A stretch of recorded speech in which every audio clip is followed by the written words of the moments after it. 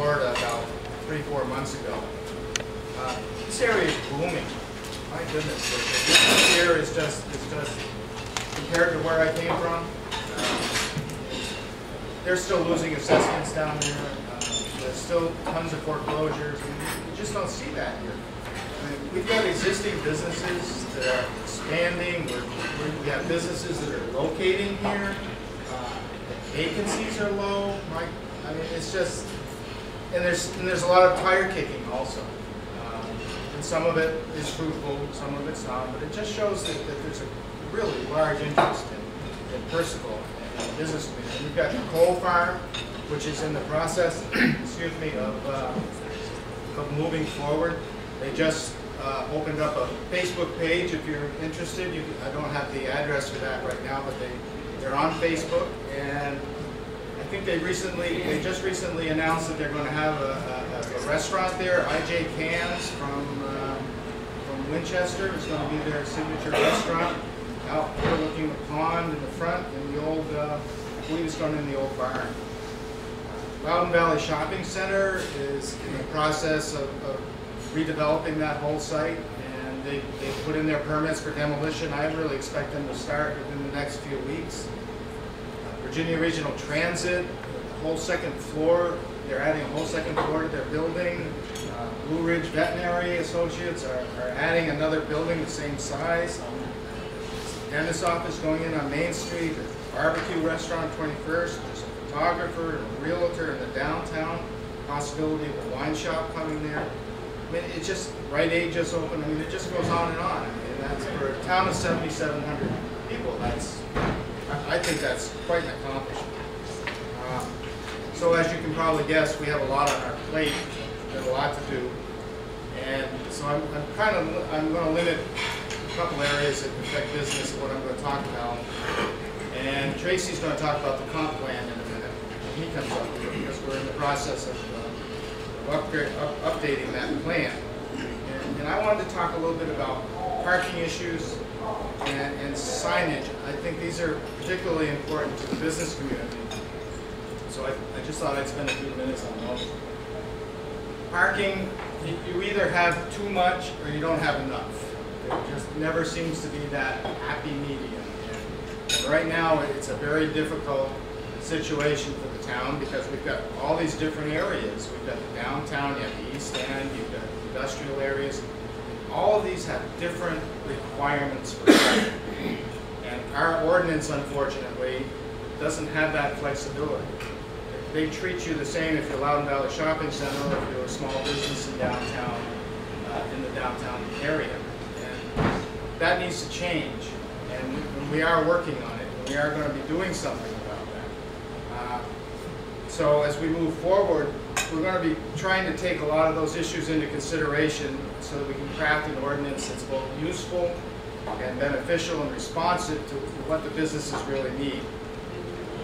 And I think the one key word that we have to keep in mind for parking in the future is sharing. I think everybody needs to come together and realize that in order to provide the parking so our business community can expand, they're going to need to share. They're going to need to get together with their other businesses and say, how can we help with our parking because you don't have any? And I also hope that the days of saying to a business, I'm sorry you can't locate there because you don't have enough parking are over. I hope we can really move forward beyond that. And we're getting some same issues with signage also. You know, every business has a different need for a sign, depending on who they are, where they are, you know, how many hours they're open, all that they need to, sales they're having, they need to inform the public, and each area is a little bit different. I'm not really going to spend a lot of time on specifics or details, but I just want to make sure everybody understands that there's a real need to be flexible with this, but at the same time there's conflicting areas within this signage ordinance where you can't please everybody all the time.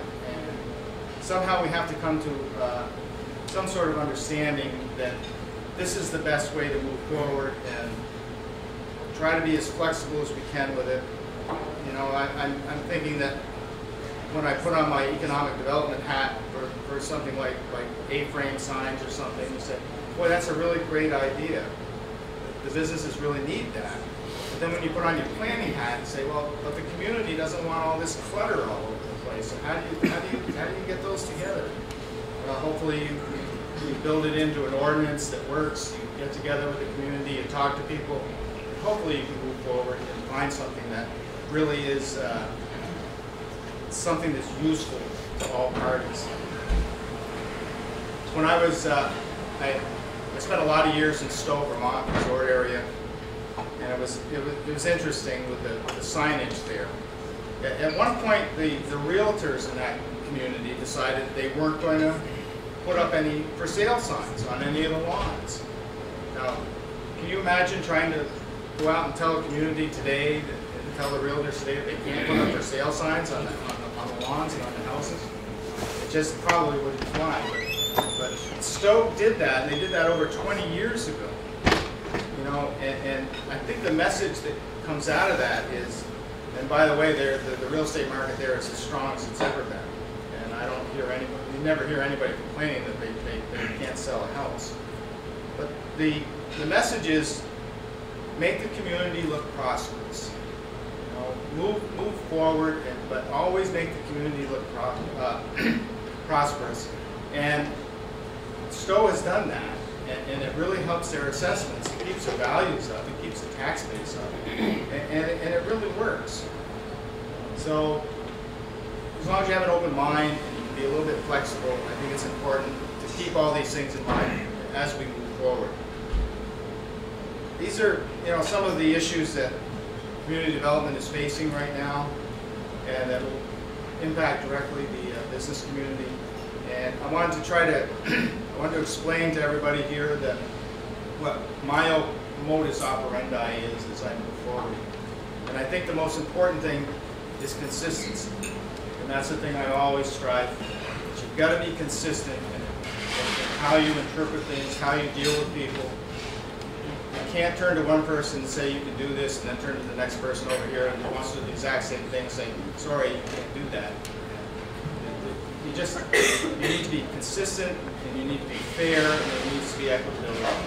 And that's something I'm going to try as best I can to be consistent in whatever I do, as long as I move to town. Not everyone will always be happy with that, but at least they will know that they're being treated fairly and consistently across the board. The other thing I wanted to discuss a little is the recent initiative by Town Council and our illustrious town manager, that they decided that they wanted to make the town work a little more effectively and more efficiently. And what they did was they created the Community Development Department. And they also hired me. They took the planning department, hired me, and expanded the way it expanded its functions. And I have a background in economic development. I have a background in small business. And I also have a background in planning.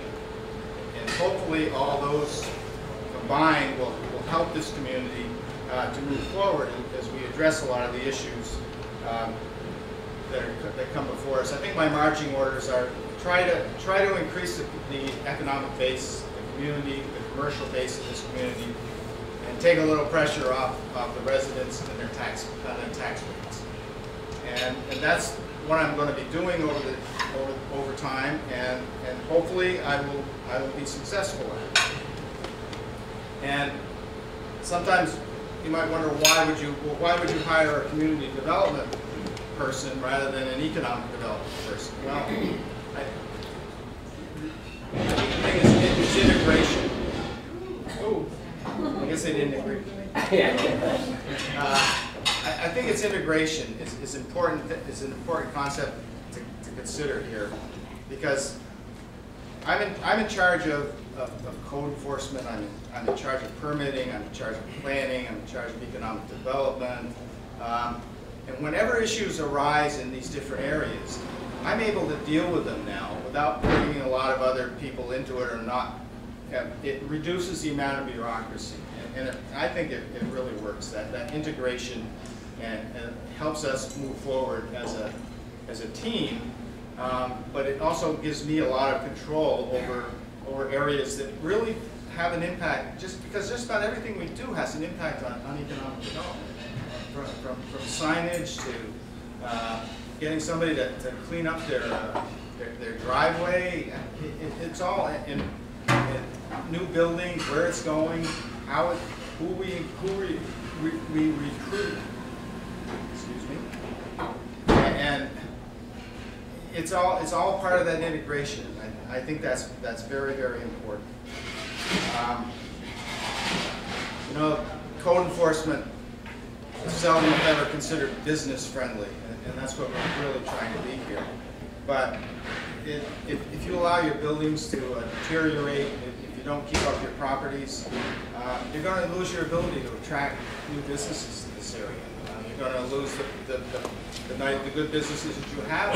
So even though it's not considered business friendly, sometimes you have to say no to people, and you just have to move forward and understand that what you're doing is for the benefit of the community, and it helps everybody. It helps raise the tax values. I mean, it's a good thing.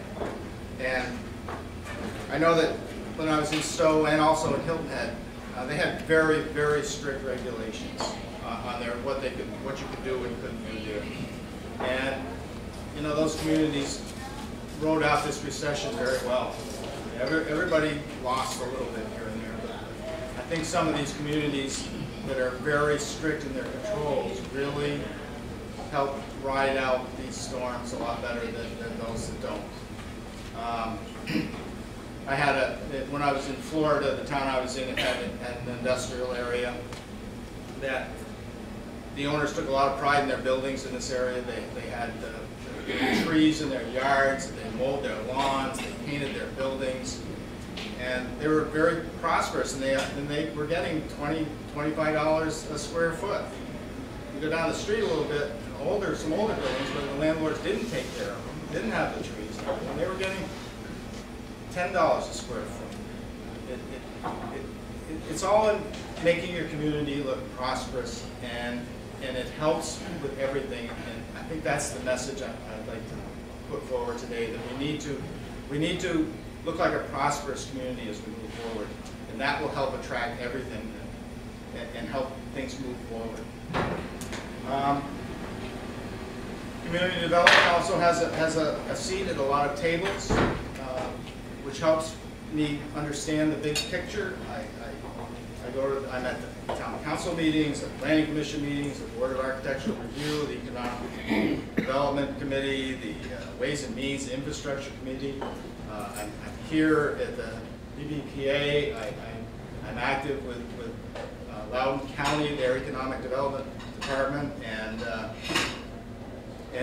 visit Loudoun. And anything else that comes up, I'm gonna be out there trying to be part of it, because it's important to have the big picture as we move forward economically. And ultimately, you know, this is one more forward step, hopefully, for the community that will help us manage and experience this growth that has been coming and will continue to come. This is a very popular area. It's got a lot going on for it. We're right in the middle of wine country, and there's a lot of opportunities for us. And hopefully, we'll move forward in a progressive and thoughtful manner, one that helps grow business, yet maintains the character of this small, wonderful little community. And you know, Mark Twain once said that it's better to keep your mouth closed and let people think you were a fool than to open it and remove all doubt. Hopefully I haven't removed all doubt, and I appreciate the time that you've allowed me to introduce myself to you. I look forward to working with all of you. Thank you for listening. If there's any questions, I'd be happy to answer them. If there's topic areas you'd like me to discuss, I'd be happy to do that. Otherwise, Patrick, why don't we have Tracy